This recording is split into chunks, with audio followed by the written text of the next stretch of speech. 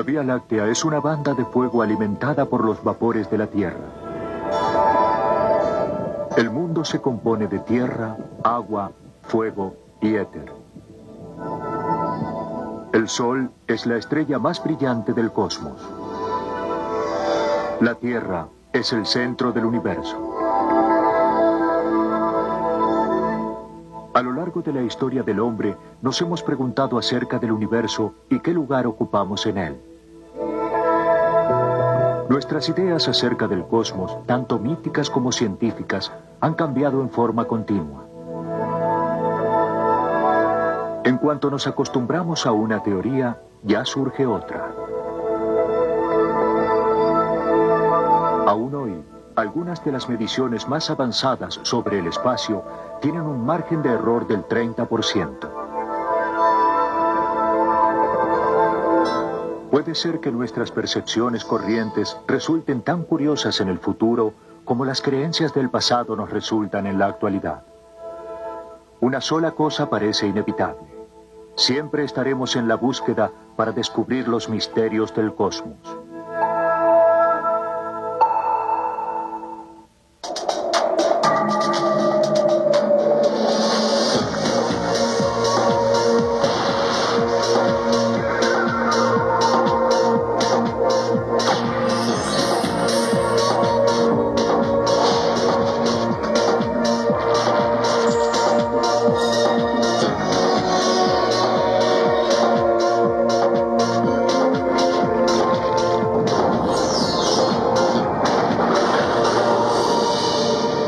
Las maravillas del universo. La búsqueda del infinito. El universo es eterno. No crece ni disminuye. No tiene edad. Es inalterable e impasible. Aristóteles, 350 a.C. La creencia de Aristóteles que las estrellas están fijas en un inalterable espacio se mantuvo firme en el pensamiento occidental hasta ya entrado el siglo XX. Ni siquiera Albert Einstein lo cuestionó y asumió que el universo no cambia con el paso del tiempo. En 1929, esta vieja creencia fue desafiada por el astrónomo norteamericano Edwin Hubble.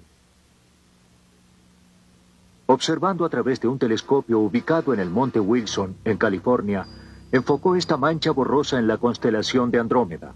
Hubble observó estrellas tan lejanas que se dio cuenta de que estaba observando otra galaxia a más de 2 millones de años luz de distancia. A medida que observaba el espacio, descubrió más galaxias y se dio cuenta de que se estaban alejando. Cuanto más alejadas se encontraban, más rápido parecían retroceder. La prueba estaba en la luz que emitían. Tal como sucede con el tono de los sonidos que cambia cuando un objeto se acerca o se aleja, la luz varía hacia el extremo azul del espectro cuando se nos acerca y hacia el extremo rojo cuando se aleja. Debido a que el espacio entre las galaxias se ensanchaba, las ondas de su luz se volvían más rojas. El descubrimiento de Hubble implicaba que había un punto de inicio, un momento en el cual el tiempo y el espacio comenzaron, el Big Bang.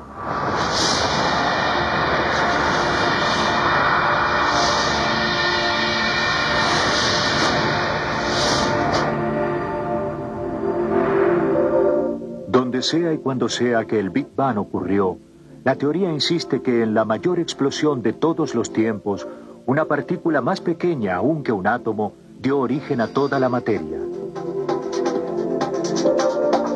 Partículas subatómicas fueron atraídas por la gravedad y formaron grupos. Y así se formaron los átomos simples como el helio y el hidrógeno. Las bolas de hidrógeno se volvieron más grandes y más calientes a medida que la gravedad aumentaba. Nacieron las estrellas, estrellas que brillan y explotan y siembran el universo con los elementos de vida.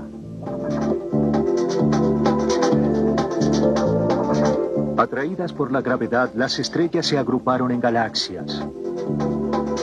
Hubble creía que la forma de las galaxias indicaba su edad. que comenzaron siendo grupos sin forma que se entrelazaban estrechamente a través del tiempo, y que los brazos crecían y envolvían a la galaxia como un ovillo.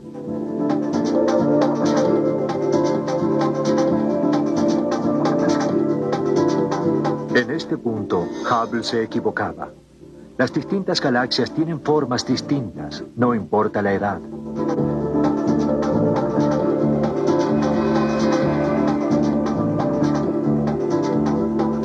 Entre los millones de galaxias espiral se encuentra la que nosotros llamamos hogar, la Vía Láctea.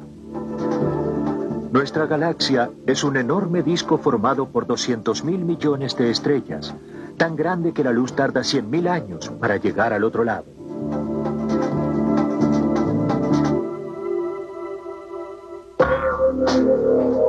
Nosotros estamos ubicados en el brazo azul de la galaxia, a 2/3 del centro. Aquí las estrellas jóvenes se ven azules. En el resplandor anaranjado del centro se encuentran las estrellas más viejas, millones de ellas. Grupos de estrellas viejas de más de 12.000 millones de años están suspendidas alrededor del disco. En la Tierra, la Vía Láctea se observa mejor desde el hemisferio sur en el invierno. A medida que la Tierra gira durante la noche, se puede ver cómo el centro brillante de la galaxia se mueve. Cuando se comprime lo suficiente, la temperatura se eleva, se produce la chispa de fusión nuclear y nace una estrella. El hidrógeno tiene mucho que ver con el inicio. En una reacción nuclear continua, la estrella convierte hidrógeno en helio. La fuerza opuesta por su propia gravedad es la que impide que la estrella explote en el espacio. Las estrellas más pequeñas arden rojas y con luz muy débil. Las estrellas de mayor densidad arden azules y brillantes. Las pequeñas estrellas rojas pueden durar 100.000 millones de años o más. Sin embargo, las grandes estrellas azules se consumen rápido.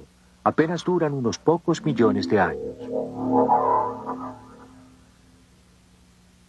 El destino de una estrella depende de su densidad. Las estrellas más pequeñas simplemente arden y se desvanecen, pero la mayoría termina su vida en forma más dramática.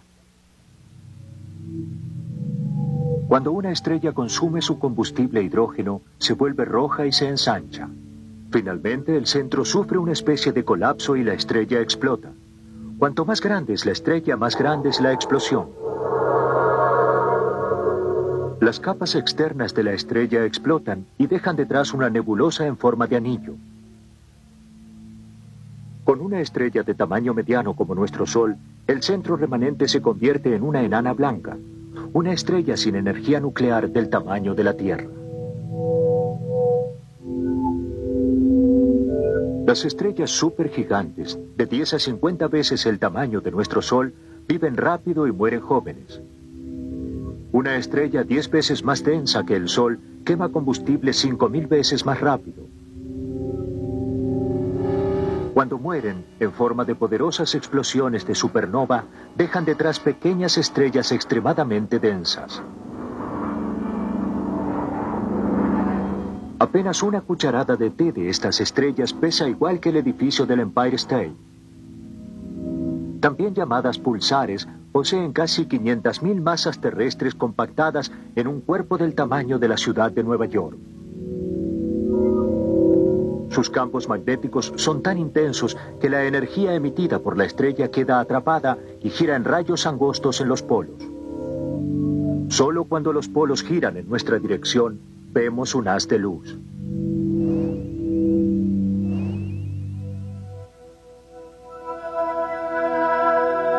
Las estrellas supergigantes más grandes van un paso más allá. Cuando se convierten en supernovas, dejan misteriosos puntos de nada, agujeros negros. La densidad de dichos agujeros negros es tan grande que ni siquiera la luz puede escapar de su gravedad.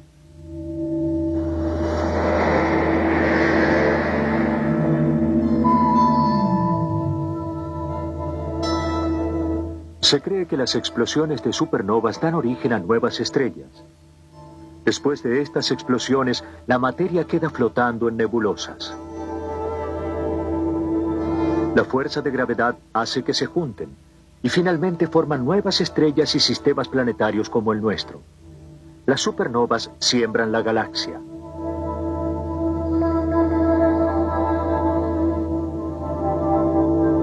En los Andes chilenos, en 1987, por primera vez desde la invención del telescopio, los astrónomos descubrieron una supernova.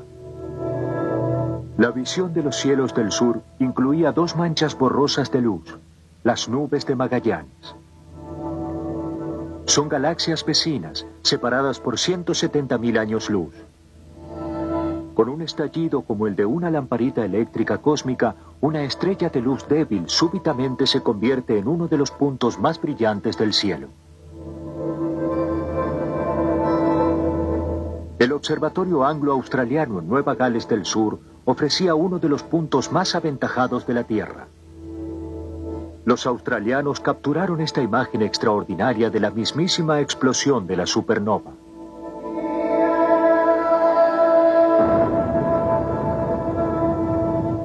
Las ondas expansivas de la explosión de una estrella como la supernova de Magallanes puede haber originado el nacimiento del Sol. Alrededor de 5.000 millones de años atrás, una nube de gas y polvo en forma de remolino comenzó a concentrarse. A medida que la nube se hacía más densa, su gravedad aumentaba. La temperatura del centro se incrementó intensamente y comenzaron a producirse reacciones nucleares en nuestro Sol.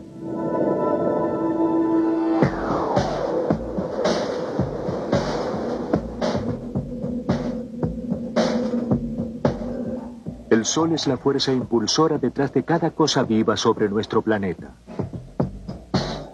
Sin su energía, la vida jamás habría surgido sobre la Tierra. Cada día, el Sol se asoma por un lugar diferente. Se va desplazando hacia el este a lo largo del año.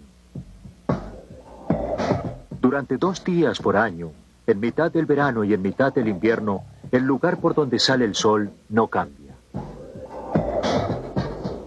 Este lugar en Irlanda, usado para sepultar a los muertos, es un indicador de la edad de piedra del solsticio de invierno. Fue construido de manera tal que el 21 de diciembre, el día más corto del año, el Sol ilumine la cámara de la tumba que se encuentra dentro. No ha fallado en 5.000 años. Constituye una de las tantas estructuras en el mundo que marcan las posiciones del Sol, la Luna, las estrellas y los planetas.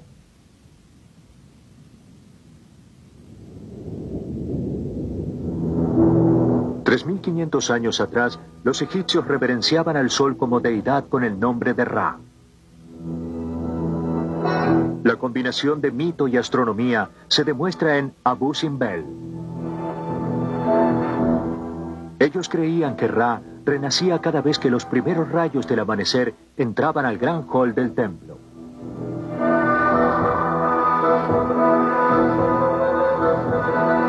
Antiguamente se creía que el Sol era una bola brillante y perfecta, pero desde la invención del telescopio, los astrónomos descubrieron que cambia constantemente. Las manchas negras aparecen y desaparecen, y enormes llamaradas de gas se desprenden de su superficie. Los rayos X demuestran que está vivo con explosiones brillantes, una caldera de energía. Nuestro Sol es una estrella de tamaño promedio, aproximadamente 1 millón de veces el tamaño de la Tierra. Tarda 1 mes en rotar sobre su eje y está ubicado a casi 150 millones de kilómetros de distancia, la distancia justa para permitir que la vida florezca sobre la Tierra.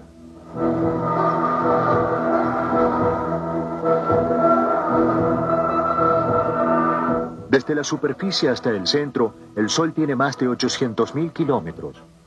Existe una enorme diferencia de temperatura, de 27 millones de grados en el centro a 10.000 en la superficie. La fusión nuclear hace que este coloso solar esté tan caliente. Esta fusión es causada por una presión enorme. En el centro, los átomos de hidrógeno colisionan con tal fuerza que se fusionan y forman helio. El centro del Sol se asemeja a una bomba de hidrógeno.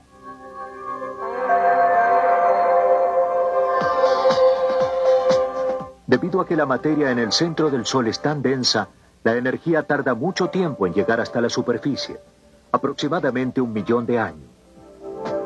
Muy despacio, la energía se mueve hacia afuera, primero por radiación, luego por enormes ondas de convección, como la sopa que hierve dentro de una olla.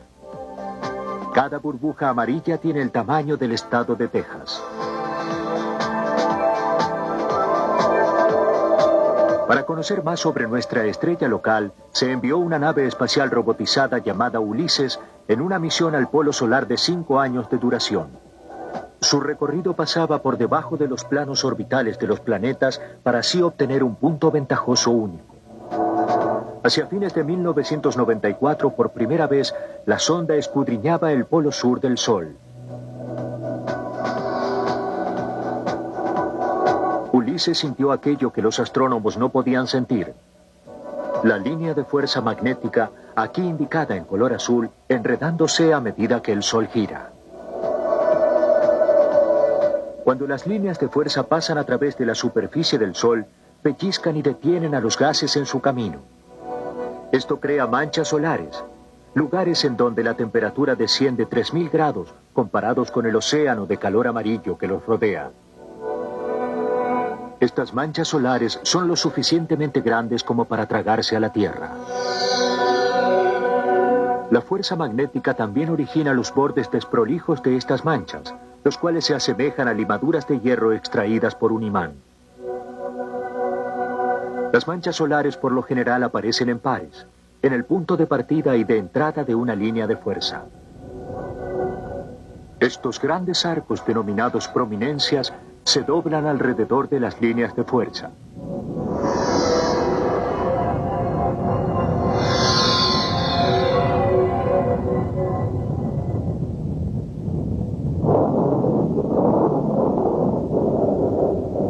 Más espectaculares aún son las llamaradas, erupciones con la energía de 10 millones de bombas de hidrógeno. Estas llamaradas eliminan cantidades increíbles de materia a millones de kilómetros por hora. Las partículas cargadas de energía se expulsan con fuerza hacia afuera y constituyen la fuente principal del viento solar.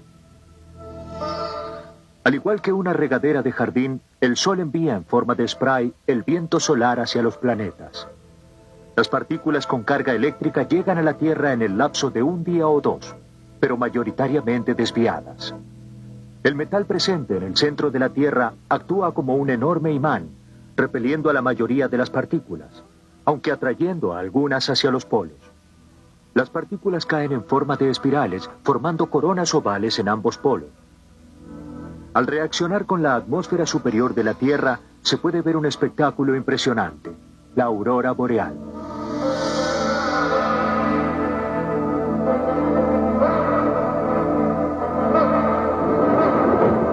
El Sol también es responsable del clima sobre la Tierra. El aire calentado por el Sol se eleva en el ecuador y se dirige a los polos. En las latitudes medias choca contra aire frío que se dirige en dirección opuesta. Estas corrientes que se entrechocan causan las tormentas.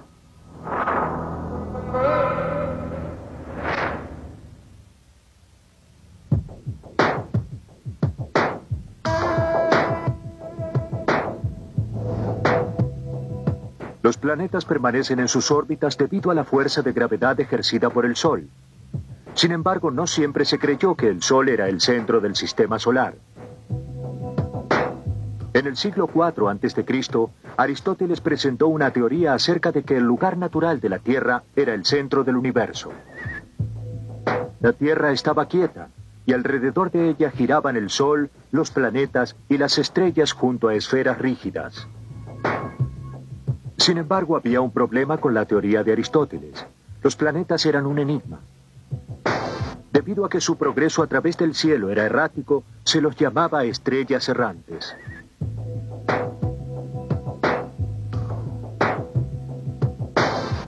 5 siglos más tarde, el astrónomo griego Ptolomeo decidió que ese andar errante se debía a epiciclos, pequeñas órbitas de los planetas alrededor de las órbitas principales. La teoría de Ptolomeo podía aplicarse a Mercurio y a Venus, quienes cruzan el cielo en el crepúsculo. Sin embargo, no podía emplearse para otros planetas, como Marte, por ejemplo. Durante más de 1000 años no se hicieron grandes progresos hasta que en 1543 el astrónomo polaco Nicolás Copérnico abolió la noción de la Tierra como centro del cosmos. Al costo de rechazar la intuición de que la Tierra permanece inmóvil, puso a la Tierra en movimiento, haciéndola rotar sobre su eje y en órbita alrededor del Sol. Sin embargo, su creencia acerca de que las órbitas de los planetas eran círculos perfectos dejó sin explicación el excéntrico serpenteo de Marte. Las discusiones continuaron durante el siguiente medio siglo, dado que las teorías de Ptolomeo y de Copérnico no podían probarse. Las observaciones que probaron que la Tierra y los planetas giran en órbitas alrededor del Sol fueron hechas por el astrónomo danés Tycho Brahe, quien irónicamente refutó el modelo de Copérnico.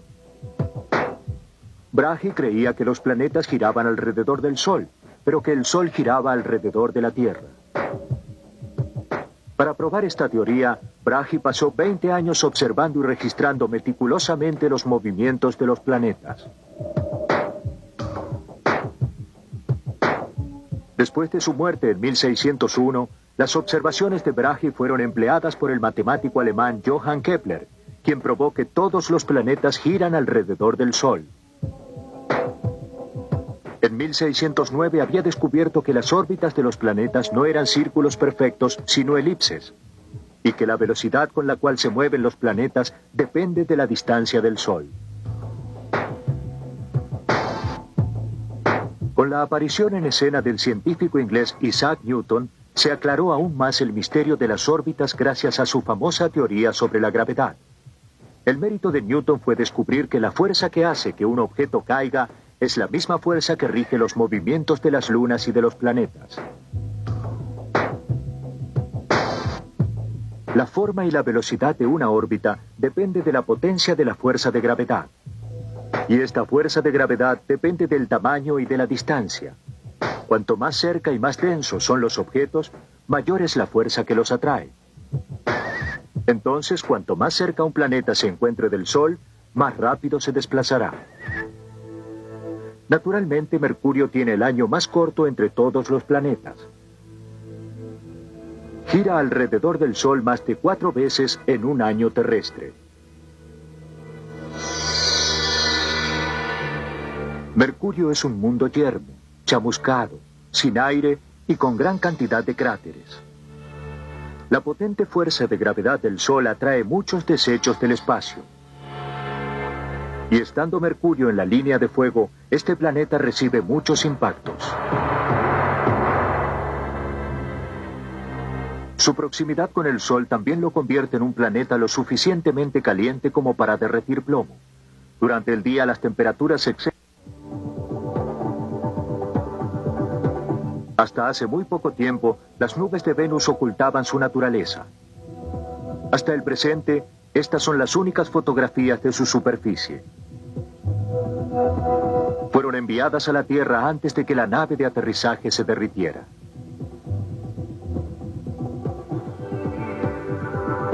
Los mapas realizados por radar dieron una mejor imagen. Electrónicamente perforaron las nubes para brindarnos las primeras imágenes angulares de Venus. Una superficie mucho más plana de lo que se esperaba. Existen menos cráteres y menos contornos que en la Tierra o en Marte.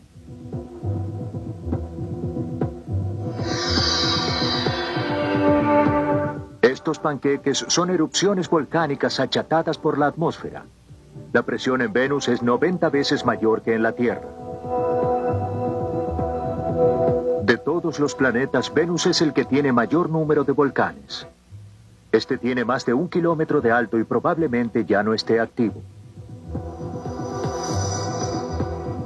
Ni Mercurio ni Venus tienen luna. La intensa gravedad del Sol las apartaría de los planetas. El satélite de la Tierra es el primero del sistema solar. Entraría perfectamente dentro del territorio de América del Norte, una luna de tamaño promedio. La luna siempre presenta el mismo lado a la Tierra. Nunca vemos el otro lado. Esto se debe a que la órbita y la rotación de la luna son idénticas. Tarda 27 días para girar sobre su eje y 27 días para girar alrededor de la Tierra. En 1992, una nave espacial que se dirigía a Júpiter, llamada Galileo, navegó cerca de la Luna, brindando una nueva perspectiva, ya que por primera vez vimos a la Tierra y a la Luna girando juntos en el espacio.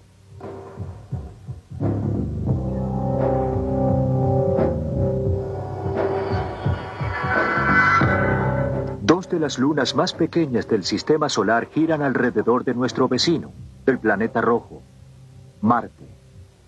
Los satélites marcianos pueden ser asteroides atrapados. Tienen menos de 24 kilómetros de ancho. Junto a la Tierra, Marte es el más probable incubador de vida. Sabemos que alguna vez tuvo agua. Hay casquetes de hielo polar que lo prueban. Fotografías tomadas por sondas espaciales indican otras evidencias de agua, como esta red de canales. Los picos volcánicos indican un pasado excitante. Este, por ejemplo, el Monte Olimpo, tiene más de 24 kilómetros de alto. Es la montaña más alta del sistema solar, casi 3 veces la altura del Monte Everest, y lo suficientemente grande como para cubrir el estado de Colorado. Marte es frío y seco. Las temperaturas promedio son bajo cero, y es tan árido que sufre terribles tormentas de polvo lo suficientemente fuertes como para envolverlo por completo.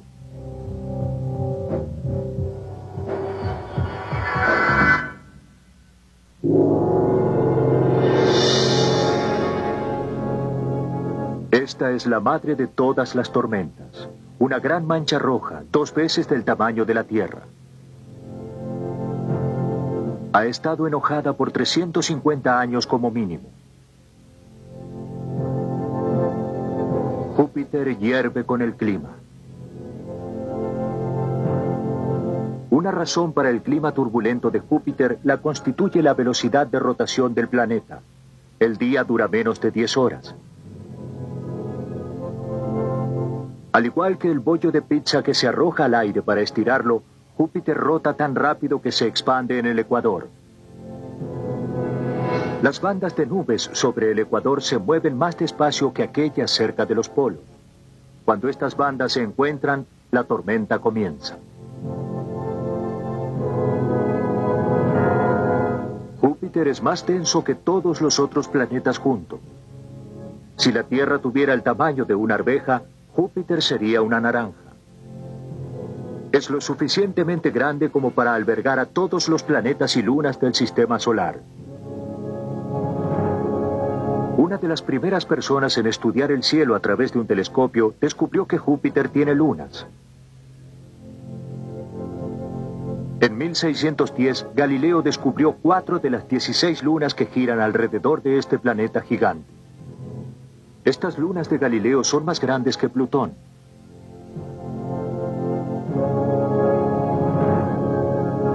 Tres siglos y medio más tarde enviamos sondas para estudiar los planetas más lejanos.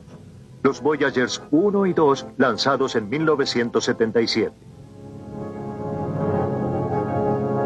El Voyager tardó 2 años en llegar a Júpiter, donde descubrió su anillo demasiado angosto para ser visto desde la Tierra. Desde Júpiter el Sol es nada más que una estrella, a más de 804 millones de kilómetros de distancia. Hay otros casi 485 millones de kilómetros hasta Saturno, el Señor de los Anillos. A comienzos de los 80, el Voyager terminó con siglos de especulaciones. Hasta ese momento los astrónomos pensaban que Saturno tenía solo 6 o 7 anillos. Resultó que en realidad tiene cientos de anillos en órbita en 7 bandas principales.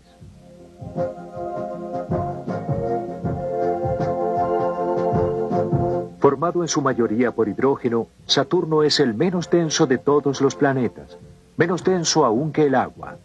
Si existiera una piscina lo suficientemente grande, Saturno flotaría.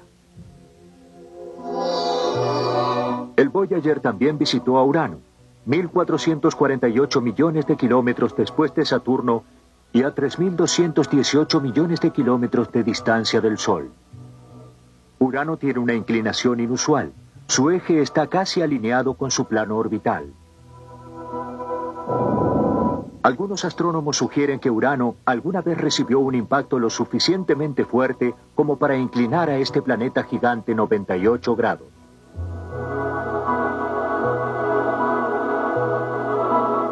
Urano tiene 15 lunas.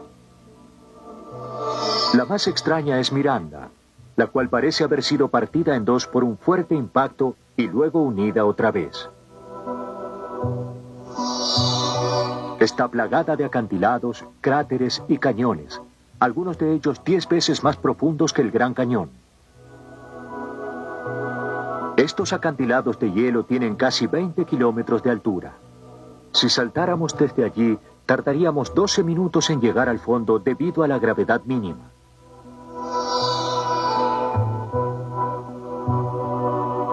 Otra característica inusual en una luna se observa en Tritón, una de las 8 lunas de Neptuno, el planeta más frío del sistema solar. A pesar de una temperatura helada de 390 grados bajo cero, tiene actividad volcánica. Hay un geyser ubicado en su polo sur, el cual expulsa polvo en forma de plumas a 8 kilómetros de altura. Esto hace que los geysers sobre la Tierra se vean como fuentes de agua.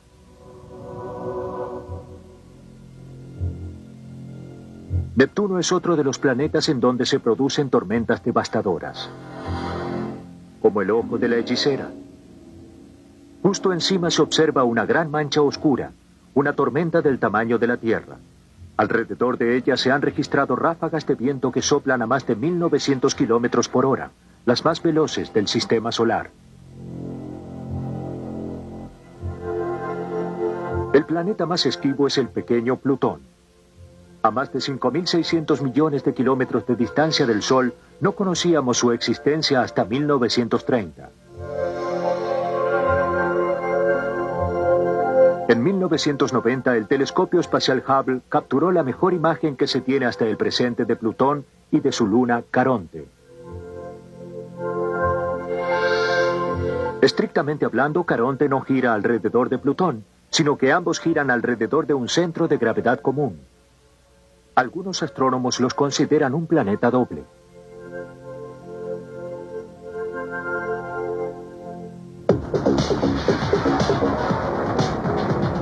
Ocasionalmente nuestro sistema solar recibe la visita de cometas.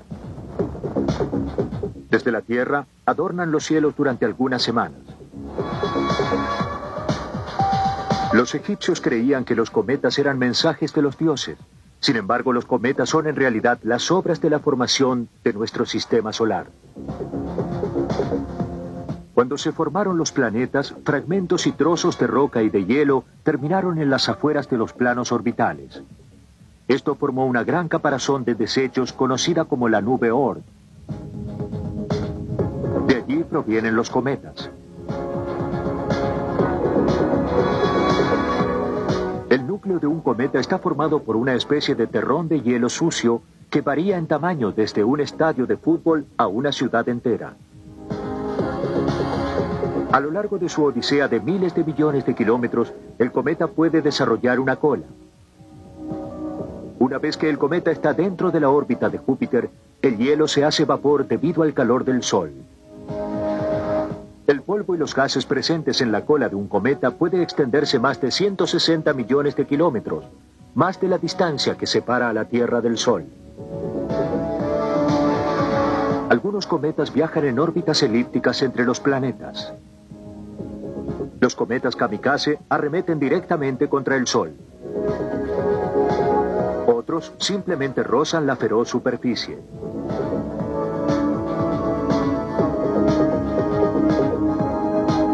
Muchos años atrás, un cometa pasó muy cerca de Júpiter y su órbita cambió debido a la gravedad de aquel planeta gigante. Ese cometa era el Halley. Gracias a Júpiter, el cometa Halley está trabado en un ciclo de 76 años, siguiendo un camino que lo lleva alrededor del Sol y más allá de Neptuno.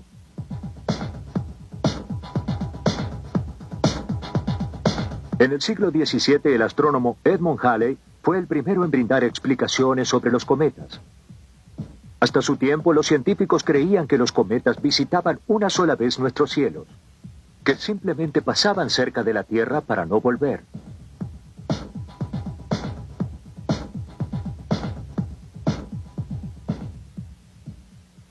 Pero en 1680, el amigo de Halley, Isaac Newton, observó cuidadosamente el movimiento de un cometa y descubrió que viajaba en una órbita cerrada.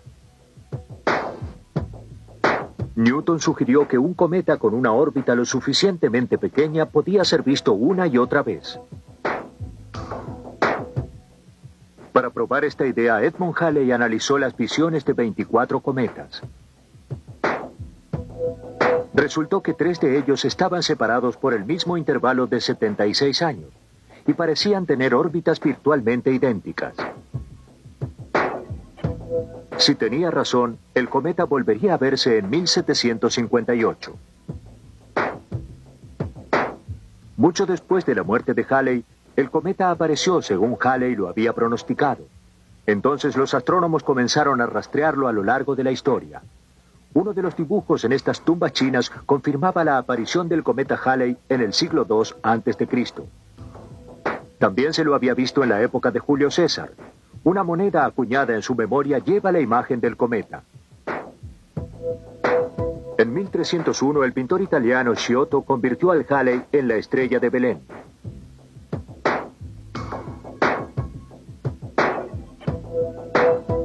Cuando el Halley apareció en 1910, el cometa más famoso de la historia estaba de moda.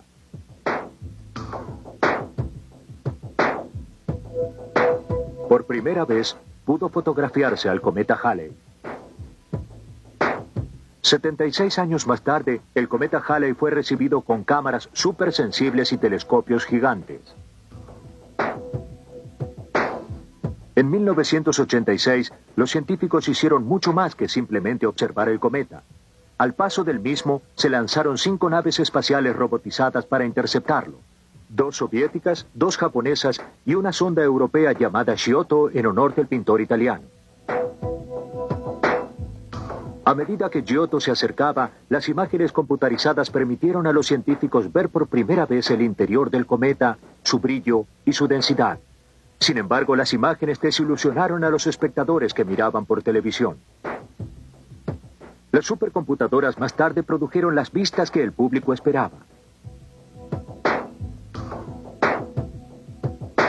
En el centro, el núcleo en forma de maní, un terrón de materia primitiva de casi 10 kilómetros por 15. Geysers de gas expulsado a 20 toneladas por segundo. A través de la niebla, este era el rostro del cometa Halley.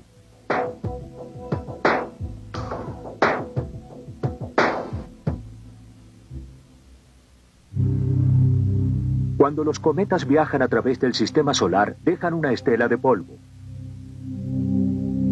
Cuando la Tierra encuentra la estela de un cometa, pequeñas partículas chocan contra la atmósfera a una velocidad de más de 64 kilómetros por segundo. La fricción hace que estas partículas ardan en la atmósfera superior sin causar daño alguno. Nosotros las vemos como meteoros, estrellas fugaces.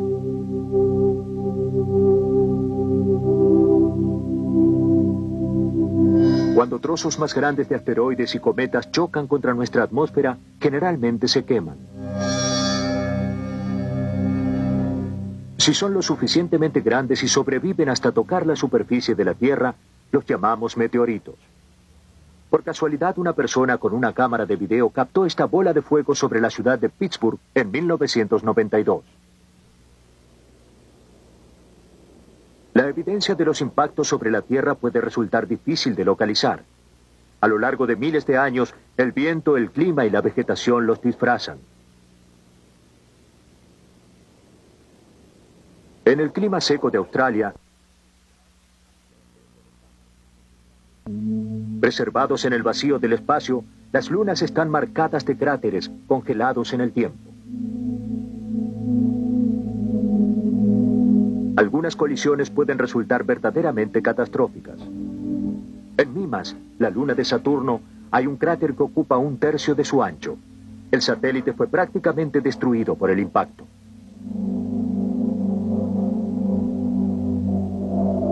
La Tierra podría haber experimentado una catástrofe similar.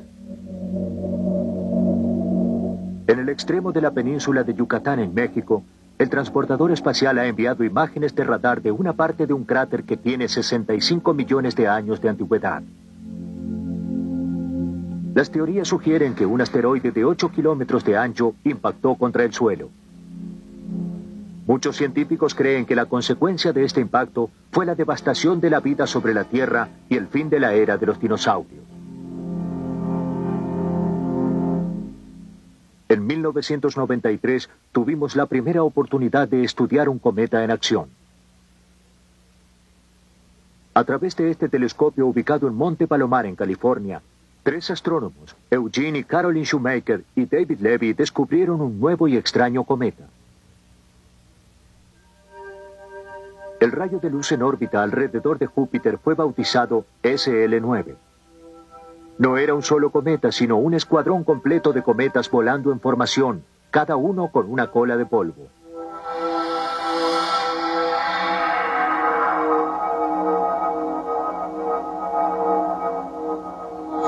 Desde su sitio elevado en la órbita terrestre, el telescopio espacial Hubble tomó este brillante retrato de los fragmentos del SL9. Se habían formado en 1992 cuando el cometa permaneció demasiado cerca de Júpiter. La inmensa fuerza gravitacional del planeta había partido al cometa. 2 años más tarde, los fragmentos retornarían para impactar directamente contra el lado más lejano de Júpiter a una velocidad de 209.000 kilómetros por hora.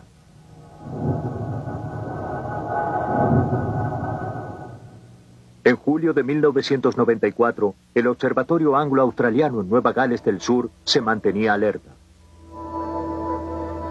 Día tras día, a medida que los fragmentos del tamaño de una montaña chocaban contra Júpiter, los puntos de impacto aparecían a la vista.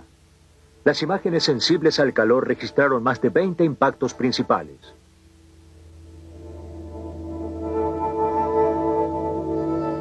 El telescopio Keck en Hawái capturó el impacto de uno de los mayores fragmentos. Una nube en forma de hongo de más de 965 kilómetros de altura se elevó por encima del horizonte de Júpiter. Para el gigante Júpiter, los impactos fueron apenas una molestia. A la Tierra no le hubiera ido tan bien. La media luna oscura en esta imagen es una onda expansiva grande como la Tierra misma. Sobre nuestro planeta, la colisión del cometa Shoemaker-Levy hubiera resultado catastrófica.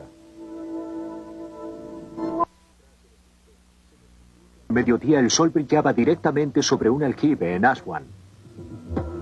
A la misma hora en Alejandría, más de 800 kilómetros al norte, una columna proyectaba una sombra. Un griego llamado Eratóstenes, encargado de hacer los mapas, se dio cuenta de que la diferencia se debía a la curvatura de la superficie terrestre. Cuando el sol estaba directamente sobre Aswan, en Alejandría estaba en un ángulo. Los ángulos diferían en una 50ava parte del círculo. Eratóstenes razonó que la distancia entre Aswan y Alejandría debía ser también la 50ava parte de la circunferencia de la Tierra. Tenía razón. La circunferencia de la Tierra es de 40.300 kilómetros aproximadamente. Esto dio al mundo la primera unidad de medida astronómica, la unidad tamaño de la Tierra.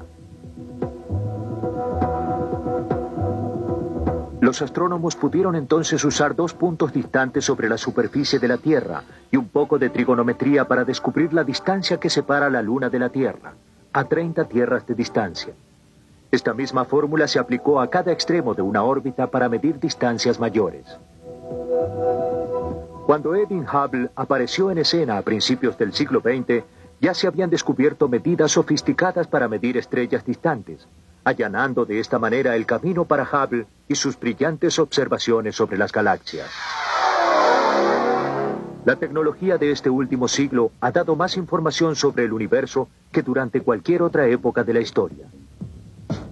Ahora no solo estudiamos la luz, sino ondas de radio, rayos infrarrojos, X y ultravioletas.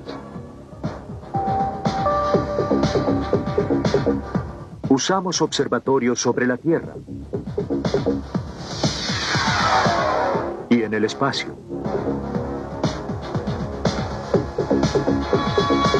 Parece que cada vez que nos damos vuelta se descubre algo nuevo. Posibilidad de vida en Marte, casquetes de hielo polar en la Luna, agujeros negros en el centro de millones de galaxias. Con la ayuda del telescopio Smith en Australia, los científicos trabajan para confeccionar un mapa del universo en 3 dimensiones. Mediante el empleo de una fotografía de una región distante del cosmos, obtienen nuevas imágenes de cada galaxia dentro de esa foto y las analizan para obtener datos de edad y distancia. Toda la información se procesa en una computadora y se exhibe como segmento del universo, una pieza del rompecabezas cósmico. Pieza por pieza, la imagen total está apareciendo. Porciones de materia están dispersas a lo largo y a lo ancho de un vacío inimaginable. Como gotas de rocío sobre una telaraña, cada punto de luz es un grupo de miles de galaxias. Aunque ahora sabemos cómo se ve el universo, no sabemos cómo llegó a ser así.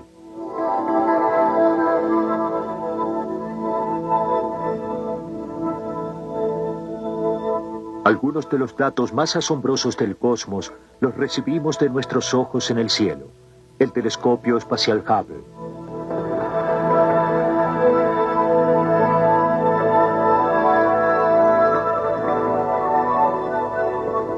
Alejado de la contaminación de las ciudades y el lente distorsionado de la atmósfera terrestre, Hubble nos está brindando imágenes con una claridad sin par.